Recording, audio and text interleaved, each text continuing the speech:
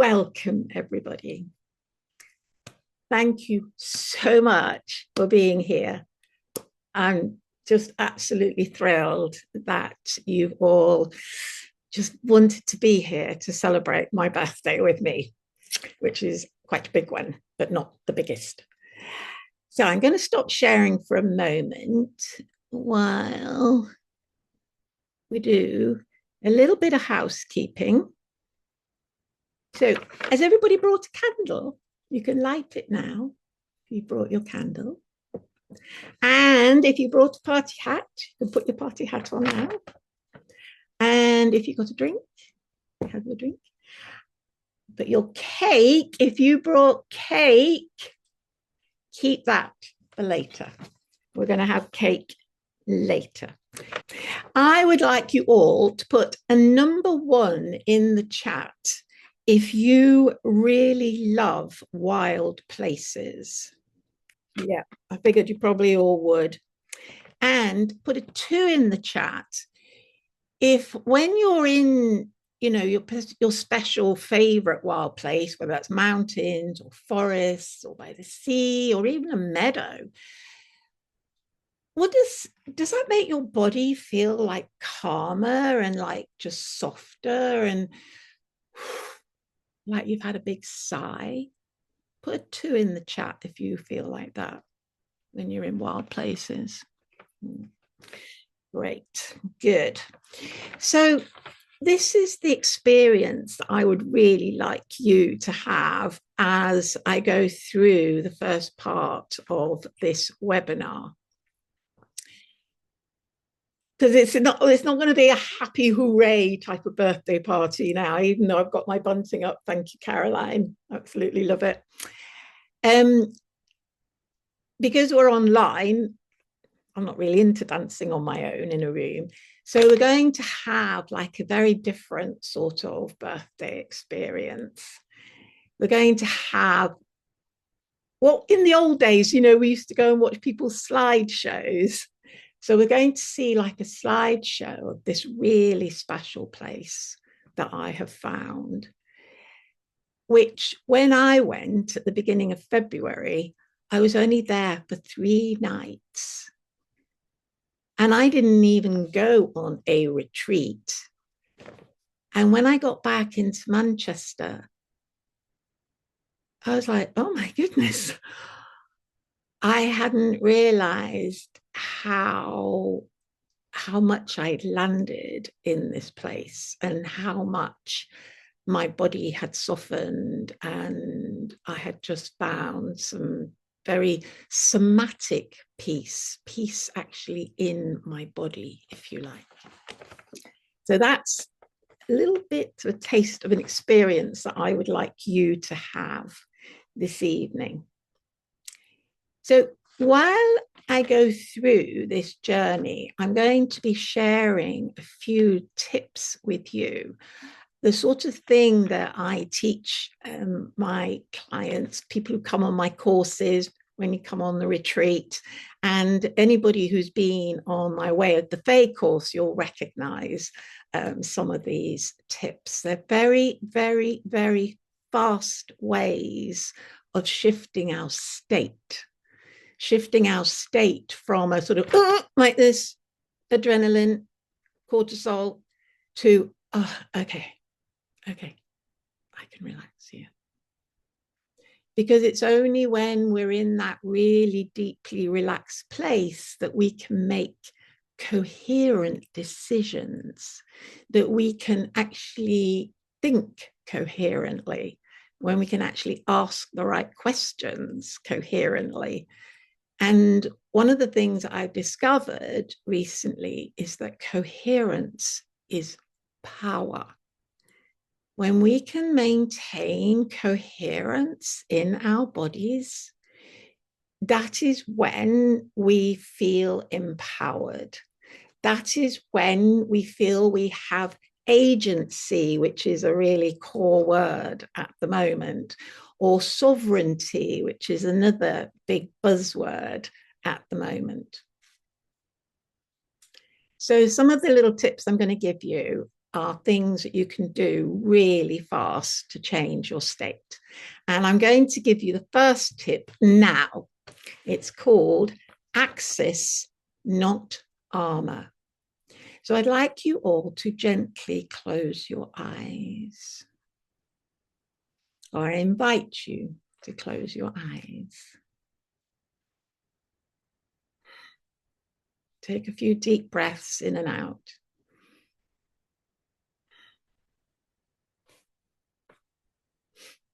Feel your feet on the ground or the floor and imagine them connected into the earth.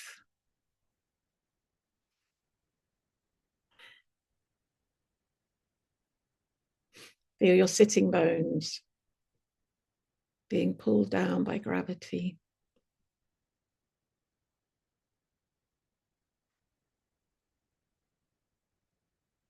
And then imagine that your head is a helium balloon, maybe a Mickey Mouse one, that a child has accidentally let go of. And it's glinting in the sun as it just rises gently. Hardly any wind up there, it just seems to be rising. And imagine your head just rising away into the distance. It's getting to the point where you can hardly see it now. It's risen so high. And now just feel that length in your spine. This is your axis. This is your core.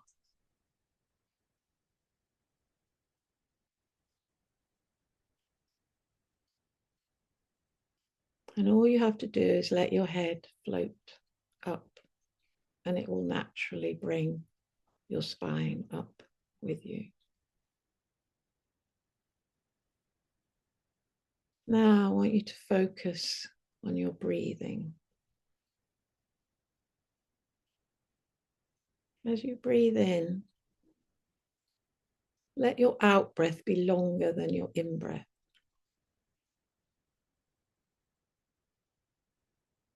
And imagine that your axis, which will have slumped a bit, as they always does, is like a coat hanger.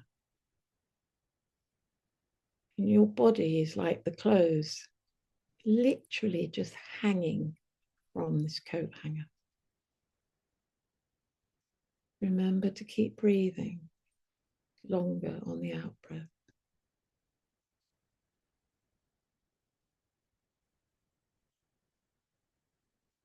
Raise, let your head float.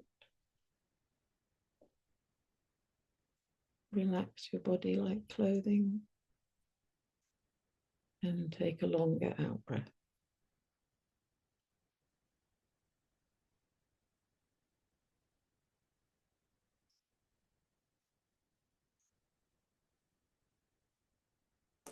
We're going on a journey. We're going to the very northern western point of Wales. You actually have to cross the water to get there. Very narrow strip of water. And nowadays you can go across on a big suspension bridge. We're crossing over the bridge now. If you look down, way down, or if you're not too afraid of heights, you can see the water below you. It's tidal. Is it in or is it out? The sea. And then before you know it, we're back on land again. And we're on Anglesey. The Welsh name for Anglesey is Ynys Môn. And Môn is the Welsh for mother. So Anglesey is considered the mother of Wales. As we go over the bridge, we turn left. We're going to head up the west coast. The west coast is all long sandy beaches, backed by dunes, with lots and lots of forested areas And it's quite a small A road that takes you up the west coast towards a village called Rosniger. Now, the thing about Anglesey is it's also called the Druid Isle because it was the last stronghold of the Druids, which was like a sort of Celtic pagan spiritual philosophy, if you like. It was the last stronghold of the Druids before the Romans wiped them out in 60 AD. There's actually been a big resurgence of Druidism in Anglesey in the recent years. But the thing about Anglesey, it has the most concentrated number of standing stones and burial chambers. It's not so big on the stone circles, but it has a lot of burial chambers. Now, I know for some of you, you're like, oh, yeah, I love places like that. And for some of you, you're like, so I'm not really interested in that. But just bear with me because it gives Anglesey this incredible history that we don't experience in such a concentrated way anywhere else in the UK. The other lovely thing about Anglesey is it has a coastal path that goes all the way around. It's about 100 miles, and Anglesey doesn't really have any hills or mountains. It has Holyhead, called a mountain, but not really very high. And so basically, it's almost like a flat walk all the way around. And you don't have to go very far in Anglesey, and you just look like a, like something poking out of its hole, like a, one of those little desert dog animal things, and it looks out its hole and it has a look round. Oh, there's the sea. Oh, I know where I am now. I'll just go back to the sea. It's like you can't get lost on Anglesey. And so it's a great place to get lost. And that's one of the things that I would love you to have a little bit of experience of now. So we've arrived. We're going down a driveway and we've entered a car park. And in front of us, there is a very unusual looking building. It's been specifically designed in the 1970s by a Danish architect. And it's very unusual shape, and it has a huge number of windows in it. And right outside the front door, there's a large Buddha's head. So I'd like you now to open your eyes and welcome you to your home for the next half an hour, 3 days. And look who's here to meet you. It's Kenny.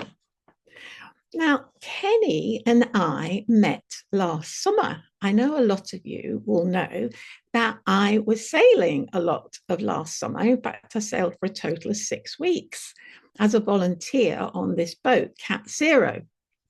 Cat Zero is one of 13 boats that was built by Shea Blythe to sail around the world. And they're the toughest boats on the sea. That's why it's called Cat Zero, because it's in category 0. It is indestructible, really. And Kenny, up until this year, was virtually living on the boat as a volunteer. And then he would do his businesses on his phone while we were traveling around. I was like, wow, this guy's really got it sorted. He obviously earned a lot of money because he would treat us all to so many things. And then he'd just spend a bit of time on his phone, do his business, and then he'd be sailing, which, it was obviously absolutely adored. And he was also really good with all the participants who used to come. He's Irish, and he's got an amazing, sarcastic, but very warm-hearted sense of humor. Really, really solid guy. Liked him very much. Anyway, one day, he was chatting to somebody, one of the other volunteers, or I can't remember, the skipper, about this project that he said, I'm buying a retreat property, he said, in North Wales. And I just went, North Wales, North Wales. My Snowdonia is my spiritual home. I lived there for years. And if I've got a bit of time off, I'm off to Snowdonia. I love it there. I was like, And then he said, yeah, we're going to have a yoga shala and we're going to do sweat lodges. I sort of looked at him and I thought, well, I can't see you doing a sweat lodge. I said, but I can do sweat lodges. He said, would you be interested in something like this? I went, yes. I've been looking for a retreat property since I ran my first retreat, which was something like 3 years ago. I went, yes, really interested. And then he told me about his vision about having this community of retreat properties. And it's all about giving back. He said, we're going to get, the really rich corporates to come at the weekends. And then we'll have a community. And it means that we can have people who can't afford to come during the week for nothing. I was like, wow. And he said, yeah, and it's all about, I want people to disconnect so they can reconnect. I was going, wow. And we're going to grow our own food and we're going to give people the food we're growing. I went, wow. And I'm only going to use local artisans and local craftspeople. And the house is going to be full of Welsh art and I'm going to only eat local food and da da da da da. And I was like, wow. He said, and we're going to have this little committee of people who will always be keeping an eye out to make sure that everything is sustainable and coherent. I went, wow. He said, for example, we're not going to use any bleach or, nasty washing up liquids and things. And I was like, okay, this sounds pretty good. He said, I'll give you a ring when I got the keys. And so I went at the beginning of February. And this is where I'm going to take you now. I think most of you probably do know me, but just in case you haven't met me before, I was previously a scientist and a teacher and basically retrained as an artist, an astrologer. And my favorite thing to do in the world is to explore. And my 3 core values are wild, weird, and wonderful, which in English means freedom, beauty, and love. Now got 3 online courses available to buy, self-study, Star Wisdom Astrology, Soul Star Tarot, and the Way of the Fae Transformation course. And now I'm introducing you to my latest creation, which is the WildeStar retreats. So I've won a few awards now, got 3 speaking awards, and a few weeks ago, I got Best Influential Brand, Most Influential Brand by an organization called Big Business Entrepreneurs, and they are pretty big. And it's sort of still landing in me, that one. I think that's one I'm sort of growing into. But, whenever we are given feedback, or we win something, or we get some praise, or we're told we've done a really good job, it's really important that we take those things on board. So that's second tip. And I will say, my claim to fame, I have made some TV appearances. Before COVID, some of you know, I was an environmental activist and I was on one of those sister ships to Cat Zero. We sailed all the way around the UK sampling for microplastics in UK coastal waters, and Sky created a documentary of that trip. You can watch it in YouTube. And after having done that first retreat, I was invited by MTV to come and run a retreat for one of their contestant, I don't know what you call them, participants in Teen Mum. So we have a British version of Teen Mum. It's in its 9th series, I think. And one of the young women wanted to do a spiritual retreat that didn't involve yoga or meditation. And one of the young producers, the project had been given to a production company in Manchester, and one of their young producers knew me. We'd met a few years earlier, just for 1 hour. And I talked to her about astrology. And she said to me, I'm going to get you on telly one day. And I had a call from her. Would you like to come and run a retreat for MTV? And I went, yes, please.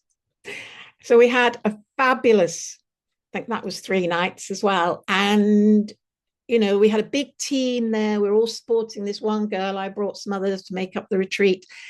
And we basically watched this young woman go through the most extraordinary transformation in 36 hours. It was stunning.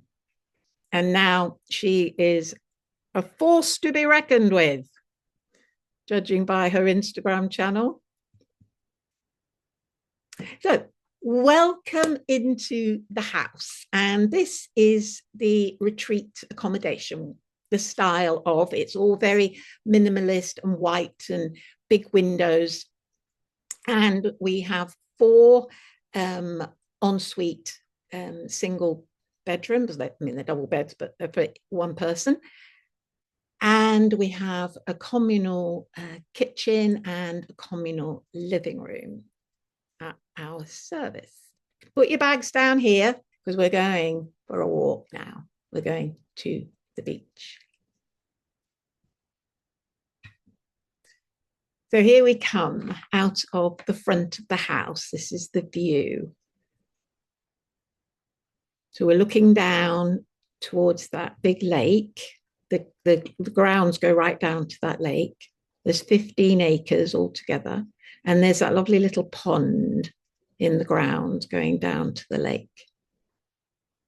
Believe it or not, it's on a hill relative to some of the rest of the countryside. And it has this beautiful Anglesey rock in a lot of the grounds. And the first thing we're doing is we're going down this absolutely magical little path. To get to the sea, we don't have to walk along any roads. We just cross one small road. So we go down this magical path, and it's absolutely full of bird song. And this was beginning of February, and you could just see all these new shoots of life coming through. And it's like a tunnel, and it's like you're going through this tunnel. It's absolutely magical and quiet, except for the birds. And there's this beautiful yew tree that you come as you come towards the end of this wooded bit. And then you cross the road and you have to cross this little bridge, which is obviously hundreds of years old. It's not even wide enough for a car. And it's just like stepping back in time. This whole beach area is very underdeveloped. And so you really have a sense of unchanging landscape for a long time. And then you climb into the dunes and you see this little sign, and this is the Anglesey Coastal Footpath.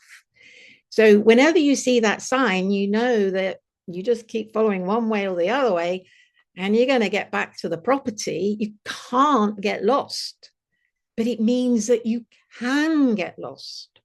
It means you can just follow your nose, whatever interests you, whatever, oh, I like the look of that. I'm going to go and have a look at that. And you'll always find your way back. You don't even need GPS. And here's the view. So you're standing on top of the dunes and you're looking out over this.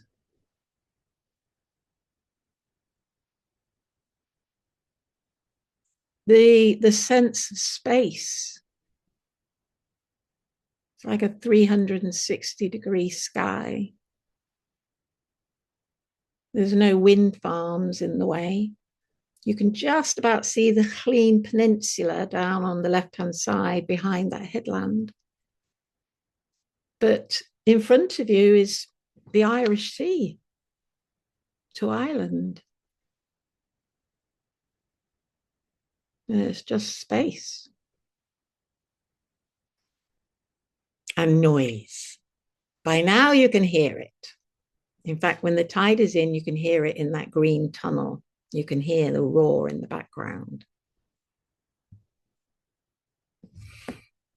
So I invite you to take your socks and shoes off and just to walk in the edge of the water. This is a very, very shallow beach. So the waves come in from a very long distance away, and you get like these rows of waves. And in a lot of around Britain, that effect is interrupted by groins, but there's no groins here.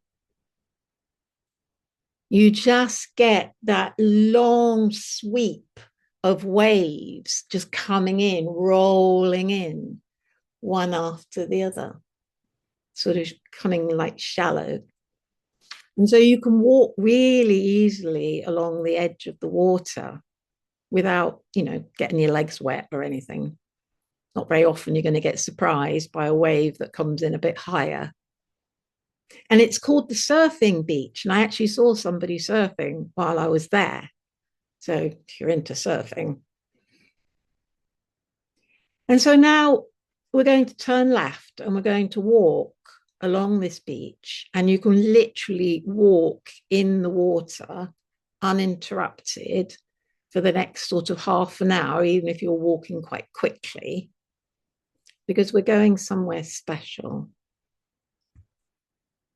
Oh, here's another wave coming in.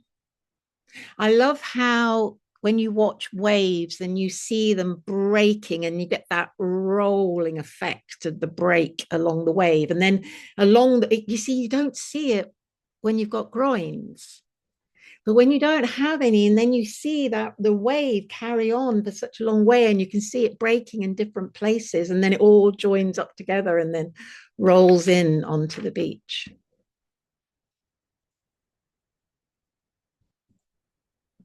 So can you see just to the right at the middle of the screen, there's like a little blip on the horizon, and it's got just like a little tiny nipple on it.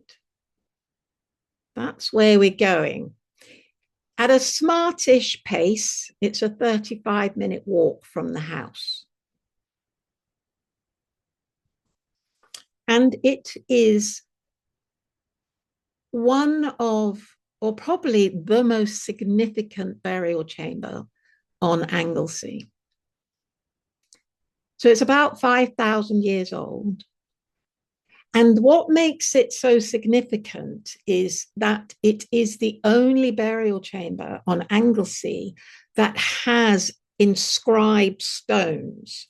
And they are really inscribed. It's like triangle shapes like this. And I think there's a spiral at the bottom. Inscribed stones like that are really rare in burial chambers. In fact, the most well-known burial chamber with inscribed stones is in Ireland, and it's at Newgrange, and they have the triple spiral, which you may have seen depicted in jewelry and things like that. So this is where we're going. And here we are. Now, I didn't take this picture this time. It's because I've been there before. In fact, I've been there several times. I visit the burial chambers on Anglesey quite a bit.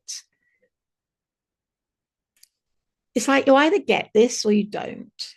But it's something that if you've never been in a burial chamber or you've never been that bothered about them, I invite you to have a go, to go inside and to imagine the people who created these 5,000 years ago. In the span of human history, 200,000 years, that's not actually that long ago. You know, these are sort of direct ancestors to us. And they were nomadic. They lived by the sea mainly because then they could get shellfish, you know, regular supply of shellfish and seaweed and things. And then they do a little bit of hunting and they'd move around in little small groups. Didn't use agriculture. They were pre stone circles. Stone circles was more about the heavens. As you can see, these burial chambers look more like wombs. It was almost like they were putting the dead back into the womb of the Mother Earth. So it suggests matriarchal culture. And that makes sense because we can only really guarantee who our mother was, can't we? Not really who our father was. I invite you to connect. So now we turn around and we are going to walk back the way we came. So this is looking towards the north, and you can see the little village of Rosniger on the horizon.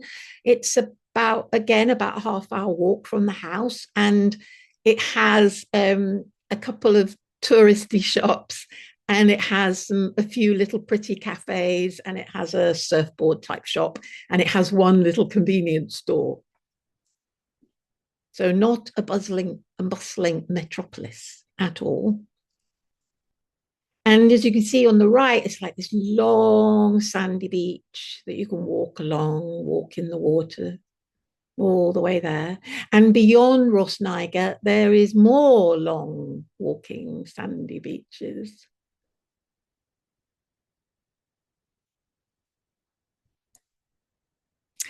And as you go along, I don't know about if you like me, but I'm always fascinated by what's going on. So there's lots of rock pools, the rocks you can climb. There's lots of different shells, which is quite unusual as well on mainly sandy beaches. And yet the sand is soft, you know, you can walk on it, it doesn't hurt your feet. But then you get little areas with just got lots of shells in them.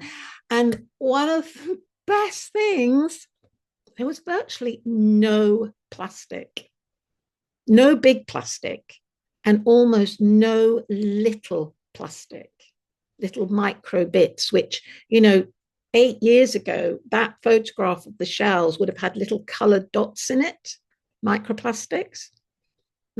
Not now. I don't know what we've done, but we certainly changed something. And if you're like me and you're really into your wild plants, I saw primroses, and that's butterbur on the left. It always comes out really early. And on the right is sea spinach, which is absolutely delicious. So we'll definitely be foraging. There's lots of mallow. Everywhere in Anglesey is mallow, big pink, sort of trumpet shaped flowers growing everywhere. And I have seen all of this sea life from Anglesey. Dolphins, puffins, loads of different seabirds, and even seals. And all not very far from the property, mostly within about a half-hour drive. And there are vehicles on the property that we can use. So coming back from the beach, we're going to go back to the house via the lake, which you saw in the photograph. And again, you're going down this little green tunnel. And I love the way that nature creates little wildernesses in just little tiny areas. And I was very captivated by these stones with the mosses and the ferns, the ivy. I always think of fairy places when I see things like that. Wow. And then you step out from this green tunnel and you see the lake.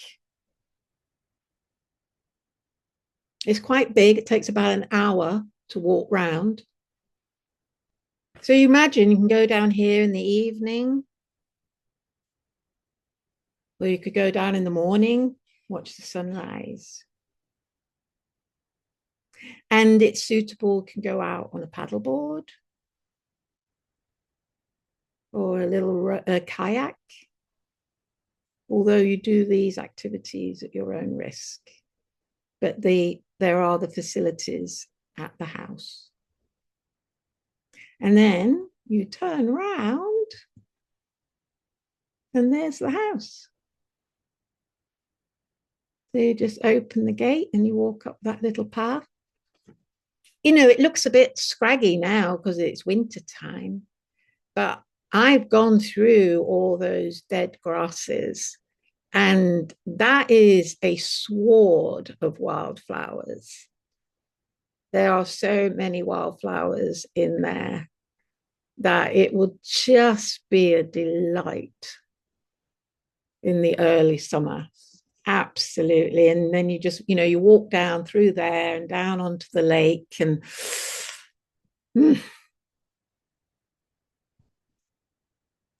hey, look, food's ready for us when we get back.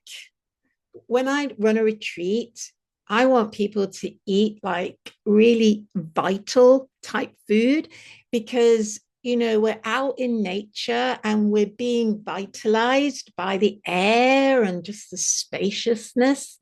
And so I want us to come back and actually nourish ourselves with vitalized food. So it's a lot of sprouts and salads and then something comforting as well, and warming and lots of flavors and fresh. So it's not a water fast. It's not a juicing fast retreat. You're going to get fed, and it will be like really lovely, vibrant, nourishing, and as far as possible, local and organic food. Okay, so have you all got your cake ready? You may now eat your cake while I give you some more details about how you could be involved with WildeStar retreats if you feel like, oh, I just want to be there. So what the WildeStar retreat will be 3 nights. And if you remember, that's what I spent when I was there in February. So a daily activity. You'll be spending a lot of time on your own. This is about going out into nature with no headphones, no phone, not chatting to somebody, ideally even without a watch. So you're just literally watching the sun moving, and roughly, it was morning or afternoon or nearly dark. You can't get lost because there's always the coastal path. There are so many just within the house. There are more burial chambers and standing stones and ancient churches. There's so much beach coast to explore without really coming across any towns or anything like that to sort of, where you have to then snap back into, relating with lots of people or anything. You can really just be by yourself and slow down and connect and just look at things and just watch things and go, oh, that looks interesting. I think I'll follow that. Or, oh, and if you get bored, brilliant. Because then you'll have to look around and go, well, what does interest me? Or maybe you just listen. Just listen to the sea or listen to the birds. And then in the afternoon, you can go off and do that all day if you want to take a picnic. In fact, I recommend that you do it for at least one day, Thursday afternoon, Friday, Saturday, and Sunday morning. So I suggest for the one of the whole days, definitely go off on your own. And then but there's lots of other things you can do. There's, as I said, there's some water activities. We can even go in a car and go to Carnarvon Castle and like go and pretend that we're on the ramparts and or being ladies or whatever. And there is the most amazing play center in Carnarvon with a 30-foot free fall slide where you literally drop the 30 foot, and it's very scary. But for me, this is all about let's go and do things that I wouldn't normally do, that I don't feel quite comfortable about doing, but let's, it's not dangerous. And that free fall is something. And it's once you've done it once, you're like, I want to do that again. So there's lots of fun things we can do as well. And there's hut circles on the Holyhead Mountain. We can go and see these, ancient Neolithic hut circles. And there's just so much. So there's all that sort of activity stuff. But then also, you're going to be doing a lot of inner work. And you're going to be following my system, what's called the North Star Way. And I'm going to go into that just in a minute. And you'll get one-to-one time with me because what we're looking for is where your armor is. Remember the exercise, axis, not armor. And we all hold armor. We have to. It's like with just so much sensory input going on. We all hold armor, and it's about learning how we can let that armor go and how we can change our state very quickly and how we can become more aware of the rhythms of life and how we fit into those rhythms. And mainly, we learn about coherence because the most coherent thing on our planet is nature. And the only way that we can learn from nature is to be in nature. Can't do it from your front room. So we'll be looking at that more on a one-to-one sort of basis. And then in the evenings, lovely dinner, fire, storytelling, cacao, and drumming if you're into drumming, maybe a bit of ecstatic dance if you're into that. Whatever you feel that is right for you, you can just sleep the whole time if that's what you really need. So the North Star Way, the way stands for the three pillars, if you like, of the work that we do. And everything is based on my values: wild, weird, and wonderful. Well, sometimes it's wise. I think in here it's wise. So the first thing is about walking. Now, some of us could easily walk 25 miles in a day. And some people, it's like half an hour. It's like, okay, I think I've done my half an hour now. It doesn't matter. It's doing what we can and experiencing that very rhythmic way of moving our bodies. Astrologically, we are in the last few months of Uranus in Taurus. Uranus has been in Taurus for 7 years. And I'm like, what is it? What is it trying to teach us?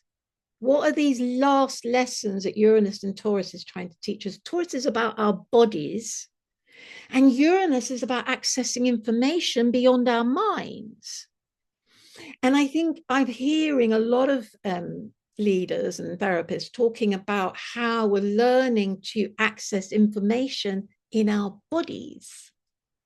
But in order to do that, we have to be in a coherent state. We have to be physically in a coherent state in order to hear that information. And so the whole point of this system is to restore that coherence and rhythm. Remember, coherence is power. So the first thing we're doing is we're walking, because as you're walking on your own, you become more present in where you are. You're watching the waves. You've got nothing else to listen to or, to read. And so you start listening and really watching what's actually going on around you. And I know that you all do that to some extent, but there's always a phone in the pocket, isn't there, or whatever. And then the second part is about asking your genius. You remember I said, like, when you're sitting in the burial chamber and you're just asking, like, who were these people? What were they doing? What were they thinking? Why did they do this? And when we open ourselves up to those sort of questions, we it's like we open ourselves up to the universal intelligence. And for me, this is about our creative genius. And if you've ever heard of the researcher Professor Hand, you know that, that all got lost a long time ago, when we were pre-7, really. And ever since then, a lot of us don't have access to much of our creative genius anymore. And so this process is about really enabling the release of that creative genius again, and it involves a lot of play. And then finally, yield to your rhythm. And this is about your biorhythms, which we look at in the astrology. And then we also look at the rhythms of the astrology of the history of the time that we're in, because we're in this Pluto in Aquarius. It's a massive cycle. Astrology is all about rhythm. It's like the sea going in and out, or us breathing in and out. It's all rhythm. And so we need to understand where we are in the overall rhythm, but also where we are in our own internal rhythm. So we'll be doing that as well. So I'd like to give you just a few little tips to take away with you based on this North Star process. 20 minutes a day, go to your local park and do a little perambulation, and do exactly the same repeatedly for quite a long period of time, ideally a year. And what happens is your body, it just knows the way so well, you don't have to think about where you're going anymore. You don't think, oh, should I go that way? Should I go that way? You're just doing the same route. But what happens is you start to think, oh, look, that flower wasn't there yesterday. That's new. And look at that. The squirrels. Gosh. And it's like you start seeing things that you wouldn't normally see if you would make a quick dash around the park, or worse still, running around the park, or choosing a different park every day. It's not the same thing. So, invitation to take up that practice. And then when your body is in that, use that access, not armor exercise, when your body is in that soft state, if you have to make a decision, you want your body in that soft state. Because it's when it's in that soft state that you can feel whether it's going, nah, I'm not interested in that. Nah, doesn't do anything for me. Or you go, oh, wow. Oh, wow. Oh, yeah. Oh, I just have to do that. You see, when we're in armor mode, intention mode, we can't feel those subtle changes. And that means we have to think about it. And of course, our brain just goes round and round and round and round, just like, oh, these are pros and cons. And it's very difficult to get clarity. And then, yes, I highly recommend you have your astrological biorhythm done. And, nowadays, it doesn't even have to be a very expensive process, because actually AI is very good. It's not the same as having a one-to-one, and obviously I still do those. But if you just wanted like a printout of some key things that you wanted to know about, those AI reports are actually very good. And I'd be very happy to do something like that for you if you'd like that. But my best tip ever, this is my #1 top tip for instant transformation, instant state change. And I'm known for it. I was on this boat 2 years ago. I went on another one of those boats with another voluntary organization, and we went to Portugal. And there was this, that we were all volunteers on the boat, and there was this young guy on the boat, and I don't know, I'd said something that, like, oh, you haven't by any chance got any sea salt, have you? And he was like, who have we got here then? She wants sea salt. Ordinary salt's not good enough for her. And it was a bit of a, like, that sort of moment. And then he decided to do a blog, and he was going to write about each one of us in the blog. I thought, oh God, here we go. And he said, right, well, Deborah, I mean, put your sunglasses on because you're going to get absolutely dazzled by the colors. But the thing with Deborah is she always smiles. That is my biggest all-time tip. I could tell you a lot of stories about that. But all I can say is if you smile from the moment you wake up in the morning until the moment you go to sleep at night for a whole month, all day, every day, even if you're all on your own, if you smile for a whole month, it will change your life. And if you find yourself in a really difficult situation and you can feel yourself going into adrenaline cortisol mode, whichever one of those is yours, just smile. Because when we smile, our brain goes, oh, she must be happy. Kick in some happy hormones, get rid of all those negative cortisol, scary ones. We'll give her some happy hormones. And then within seconds, you're like, oh, yeah, I feel better now. So fast. And of course, when you smile and you go around smiling, you catch other people's eyes and you smile at them and it's, oh, that's nice. And you make other people's day as well. You pass it on. These WildeStar retreats, we've only got 4 rooms, so it's maximum 4 participants, which means you're going to get really individual attention from me. I have previous retreats, I did a 4 and I've done a 6. The 6 was too many. There wasn't enough of me to help 6 people, but 4 was good. You get your own room, starts Thursday lunch, we finish Sunday lunch. Now, in a minute, I'm going to tell you what the dates are, but from July, there will be a sauna and hot tub outside. And as I said, we've got on-site and optional off-site activities, and we've got our own transport. So the 2 dates that I have provisionally booked are the summer solstice, so that's a magical weekend, and the following weekend when we will be almost full moon, which means we'll be able to sit out under a full moon. So those are the 2 weekends that I have provisionally booked, and I can take 4 people on each one. I would like to offer a sliding scale. So if you're interested in joining me on one of those retreats, then I would like you to book a call, and I'll give you my link in a minute.